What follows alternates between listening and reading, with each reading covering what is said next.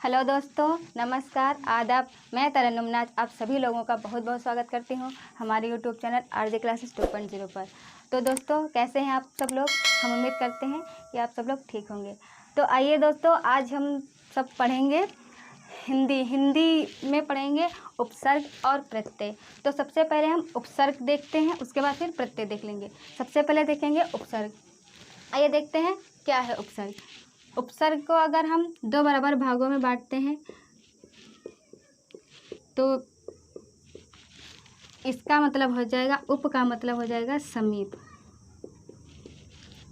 सर्ग का मतलब हो जाएगा सृष्टि करना। मतलब उपसर्ग को हमने दो बराबर भागों में बांटा तो उप का मतलब हो गया समीप, सर्ग का मतलब हो गया सृष्टि करना। मतलब ऐसे शब्दांश जो किसी शब्द के आदि में जुड़कर, आदि का मतलब होता है पहले, ऐसे शब्दांश जो किसी शब्द के पहले जुड़कर उसके अर्थ में कुछ नया परिवर्तन कर देते हैं या एक नई विशेषता ला देते हैं, वहाँ पर हमारा होता है उपसर्ग। आइए देखते हैं कैसे इसमें परिवर्तन होता है। जैसे एक शब्द है हार, हमने ले लिया हार। इस हार का मतलब होता है पराजय। अब यहाँ पर हम देखते हैं कि कैसे परिवर्तन होता है। इस हार शब्द में हमने जोड़ दिया आ, तो ये हमारा क्या हो जाएगा? आहार। ठीक है, आ हमारा हो गया उपसर्ग, हार हो गया हमारा एक शब्द। इन दोनों को हमने जब जोड़ दिया तो यहाँ पर हो गया आहार। यहाँ पर एक नया शब्द हो गया आहार, इसका मतलब हो गया भोजन। यहाँ पर हमने हार शब्द लिया, यहाँ पर हमने फिर एक उपसर्ग जोड़ दिया, प्रा उपसर्ग जोड़ दिया, तो प्रा प्लस हार मिलकर हमारा क्या बन गया? प्रहार। दोस्तों, हमने यहाँ पर देखा हार का मतलब पराजय, हार ही तो ये एक शब्द है, इसमें आ उपसर्ग जुड़ गया तो भोजन। यहाँ पर जब आ उपसर्ग जुड़ा तो आहार बन गया, आहार का मतलब भोजन हो गया। यहाँ पर प्रा जुड़कर, हार शब्द में प्रा जुड़कर प्रहार बन गया तो इसका मतलब हो गया चोट करना। ठीक है, इसी हार शब्द में अगर हम सम जोड़ देते हैं तो ये हमारा बन जाएगा सम प्लस हार बराबर संहार। इसका मतलब हो जाएगा दोस्तों विरोध करना। तो हमने यहाँ पर देखा कि एक शब्द में, यानी कि हार जो एक शब्द, इस शब्द में आ, प्रा और सम, इन सब उपसर्गों ने मिलकर इन सब के इस एक शब्द में इतने सारे अर्थ जो है बना दिए। तो आइए हम देखते हैं यहाँ पर हिंदी में प्रचलित कुछ उपसर्ग हैं, उनके बारे में बताया गया है कि किसमें कितने उपसर्ग हैं। तो यहाँ पर हम देखेंगे संस्कृत में 22 उपसर्ग हैं और हिंदी में 13 उपसर्ग हैं। संस्कृत में उपसर्गों की संख्या 22 है, हिंदी में उपसर्गों की संख्या 13 है, उर्दू और फारसी में उपसर्गों की संख्या 19 है। ठीक है, तो आप लोगों को दोस्तों ये उपसर्ग समझ में आ गया होगा कि ऐसे शब्दांश जो किसी शब्द के पहले जुड़कर उसके अर्थ में एक नई विशेषता या कोई एक नया परिवर्तन ला देते हैं, तो वहाँ पर होता है उपसर्ग। तो यहाँ पर देख लेते हैं जो हिंदी में प्रचलित उपसर्गों के कुछ भाग हैं, उसमें देख लेते हैं कि किस तरीके के, उसमें किस तरह के आते हैं उपसर्ग। तो यहाँ पर देखेंगे संस्कृत एक भाग है, हिंदी के ही प्रचलित हैं ये उपसर्ग। तो हम यहाँ पर देखेंगे संस्कृत के उपसर्ग हैं, जैसे कि अति है, अनु है, चिर है, परि है, इस तरीके के बहुत सारे उपसर्ग हैं संस्कृत के। तो अति से क्या बना हमारा? अत्यधिक। कैसे बनेगा देखते हैं। यहाँ से हमने इसके टुकड़े किए तो ये हो जाएगा अति प्लस अधिक, तो ये क्या हो गया? अत्यधिक। इसी तरीके से हम इसके टुकड़े करेंगे, अति प्लस रिक्त, ये हो जाएगा अतिरिक्त। यहाँ पर हो गया अनु, ये उपसर्ग हो गया अनु, इसको हमने बनाया अनु से, अनु प्लस सार अनुसार, अनु प्लस शासन अनुशासन। तो हमने यहाँ पर देख लिया संस्कृत के उपसर्ग अति, अनु, अति से हो गया अत्यधिक, अति से हो गया अतिरिक्त, बहुत सारे बन जाएंगे इस तरीके से। अनु से हो गया अनुसार, अनु से हो गया अनुशासन। तो यहाँ पर हमने देखा कि अति प्रत्यय लगने से यहाँ पर नए नए शब्द बने हैं, उनका अर्थ भी अलग अलग है। यहाँ पर हमने देखा कि अनु लगने से नए नए शब्द बने हैं, उनका अर्थ भी अलग है। तो आइए दोस्तों हम आगे देख लेते हैं हिंदी का उपसर्ग है आ उपसर्ग लगने से यहाँ पर इतने सारे हमारे उदाहरण बने हैं। आ उपसर्ग लगने से इतने सारे शब्द बने हैं, बहुत सारे बन जाएंगे। अभाव, अथाह, अटल, भर से देख लेते हैं। भर उपसर्ग लगने से यहाँ पर बहुत सारे शब्द बने हैं, भरपेट, भरपूर, भरमार।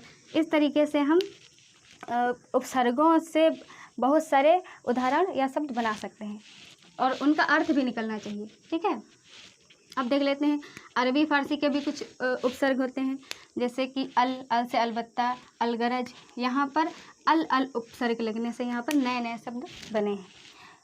यहाँ पर देख लेते हैं बे से बेवकूफ़, बेईमान, बेचारा। ठीक है, फिर यहाँ पर देख लेते हैं कुछ उपसर्ग अंग्रेजी से भी आए हैं, अंग्रेजी के भी हैं, जैसे कि ये सबसे बन गया सब कमेटी, सब इंस्पेक्टर।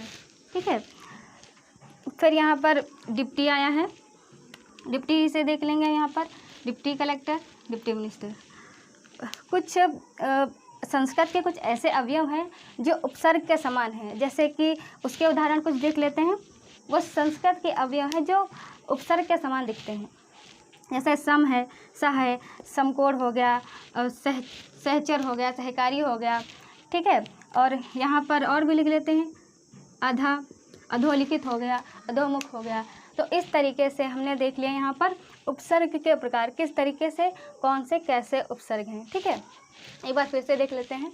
उपसर्ग का मतलब होता है, इसको दो भागों में हम बांटेंगे। उप का मतलब समीप, सर्ग का मतलब सृष्टि करना, यानी कि ऐसे शब्दांश जो किसी शब्द के समीप आकर या उसके शब्द के पहले लगकर उसके अर्थ में एक नई विशेषता या एक नया परिवर्तन ला देते हैं, तो वहाँ पर क्या होता है, उपसर्ग होता है। तो हमने ये देख लिया उपसर्ग। हम उम्मीद करते हैं आप लोगों को समझ में आया होगा। तो आइए देखते हैं अब प्रत्यय। प्रत्यय क्या होता है? प्रत्यय देखेंगे दोस्तों, हम जानते हैं ये इजी लगता है, लेकिन कुछ कन्फ्यूज़न हो जाती हैं इसमें, तो उन सारी कन्फ्यूज़नों को हम सब मिलकर आज दूर करेंगे। कुछ नए तरीके से देखेंगे प्रत्यय को, प्रत्यय के प्रकारों को भी देखेंगे। आइए देखते हैं प्रत्यय।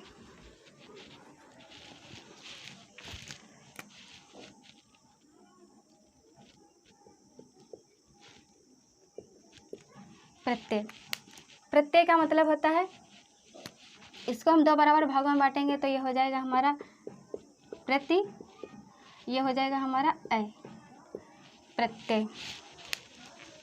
ठीक है, तो हमने यहाँ पर देखा प्रति का मतलब होता है बाद में। ठीक है, अय का यहाँ पर मतलब हो जाएगा चलने वाला। ठीक है, यानी कि पीछे चलने वाला या पीछे चलने वाला, पीछे चलने वाला। ठीक है, तो यहाँ पर हमने देखा प्रत्यय, प्रत्यय के दो टुकड़े किए तो हो गया प्रति प्लस अय, प्रत्यय। तो यहाँ पर हो जाएगा प्रति का मतलब बाद और अय का मतलब चलने वाला। तो इसका मतलब ये हुआ कि जो ऐसे शब्दांश शब्द के पीछे जुड़कर उसके अर्थ में विशेषता परिवर्तन ला देते हैं, तो वहाँ पर क्या होता है, हमारा प्रत्यय होता है। बस एक अंतर याद रखना, उपसर्ग में शब्द के पहले जुड़ते हैं शब्दांश और प्रत्यय में शब्द के पीछे जुड़ते हैं शब्दांश। तो जो उपसर्ग में शब्द के पहले शब्दांश जुड़ते हैं उनको हम बोलते हैं उपसर्ग, और प्रत्यय में जो शब्द के पीछे जुड़ते हैं शब्दांश उनको बोलते हैं हम प्रत्यय। ठीक है, आइए प्रत्यय के प्रकार देख लेते हैं।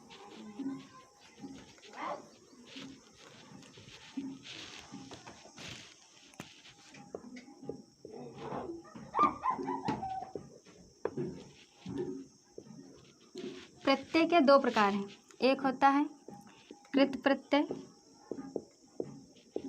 दूसरा होता है तद्धित प्रत्यय।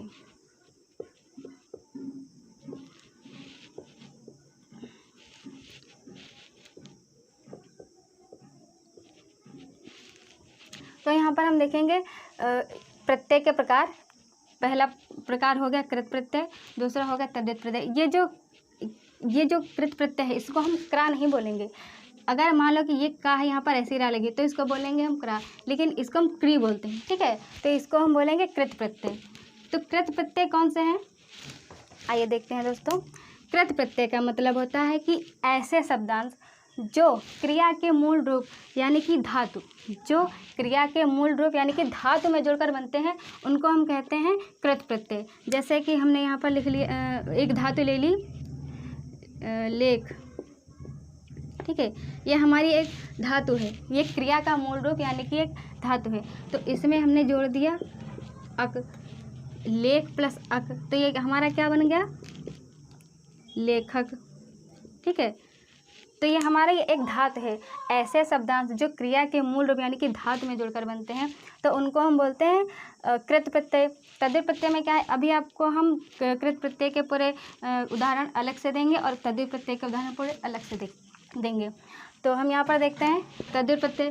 तद्धित प्रत्यय क्या है, जैसे कि जो क्रिया का मूल रूप यानी कि धातु है उसको छोड़कर अन्य शब्द जैसे कि संज्ञा, सर्वनाम, विशेषण, अव्यय के उनके शब्दों में जो लगते हैं वो प्रत्यय वो प्रत्यय हमारे क्या कहलाएंगे, तद्धित प्रत्यय। जैसे कि हमने यहाँ पर लिख लिया सेठ प्लस आनी, तो ये हमारा क्या हो गया, सेठानी। ठीक है। तो इतना तो समझ में आ गया होगा आप लोगों को। फिर से देख लेते हैं प्रत्यय कितने प्रकार के होते हैं। प्रत्यय दो प्रकार के होते हैं, एक होता है कृत प्रत्यय, दूसरा होता है तद्धित प्रत्यय। तो कृत प्रत्यय में हम देखते हैं जो क्रिया का मूल रूप होता है यानी कि धातु, क्रिया के मूल रूप धातु में लगकर जो प्रत्यय बनते हैं उनको बोलते हैं कृत प्रत्यय। और तद्धित प्रत्यय क्रिया के मूल रूप धातु को छोड़कर जो संज्ञा, सर्वनाम, विशेषण, अव्यय हैं उनमें जो लगता है प्रत्यय उसको हम बोलते हैं तद्धित प्रत्यय। ठीक है। तो आइए दोस्तों हम इसका उदाहरण देख लेते हैं। तो दोस्तों देख लेते हैं, इसके कुछ उदाहरण हैं, कृत प्रत्यय के उदाहरण और तद्धित प्रत्यय के उदाहरण। सबसे पहले देखेंगे कृत प्रत्यय के उदाहरण। तो ये जो घूम है हमारा ये एक धातु है, इसमें अक्कड़ प्रत्यय लगने से क्या बन गया, घुमक्कड़। लड़ हमारी जो है ये एक धातु है, इसमें आकू प्रत्यय लगने से क्या बन गया, लड़ाकू। लिख जो है हमारी ये एक धातु है, आवट प्रत्यय से बन गया ये लिखावट। पठ है ये हमारी एक धातु है, आई प्रत्यय लगने से बन गया पढ़ाई। तो यहाँ पर हमने देख लिया कि कृत प्रत्यय से कौन से शब्द बनते हैं। तो ये जो कृदंत है, कभी अगर एग्जाम में पूछ लिया जाता है कि कृदंत क्या है, किसको बोलते हैं कृदंत, तो ऐसे शब्द जो कृत प्रत्यय से बनते हैं उनको बोलते हैं कृदंत। ये जो हमारे प्रत्यय बनकर आए हैं, ये जो नए शब्द हैं ये हमारे कृदंत कृत प्रत्यय कहलाएंगे। ठीक है। अगर पूछा जाए कि कृदंत कौन से शब्द हैं जो कृत प्रत्यय से बने हैं, वो हमारे कृदंत प्रत्यय। ठीक है। तो यहाँ पर हम देखते हैं तद्धित प्रत्यय। तद्धित प्रत्यय में देख लिया हमने, ये एक शब्द है। ठीक है। ये एक शब्द है, इसमें हमारा प्रत्यय लग गया आस। तो ये एक शब्द है हमारा खट्टा, खट्टा में आस प्रत्यय लगने से नया शब्द क्या बन गया, खटास। ठीक है। फुर्ती हमारा एक शब्द है, इसमें ईला प्रत्यय लगने से क्या बन गया, फुर्तीला।